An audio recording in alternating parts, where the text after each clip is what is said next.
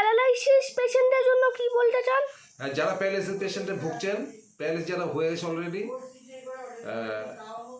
Already যারা একটা side একটা পোর্শন আপনার ইসে পাচ্ছেন না, শক্তি পাচ্ছেন না, স্ট্রেংথ পাচ্ছেন না, তাদের জন্য হচ্ছে ওরা আমাকে পাঠাতে পারেন। পালসেট পাঠান, হার্টের পাঠান, বিবি পাঠান,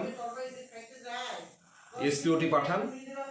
যদি দেখি যে এগুলো সব ঠিক আছে, তাহলে ওই পেশেন্টকে স্টেম সেল থেরাপি দিলে একেবারে 100% রিকভারি পেয়ে যাবে।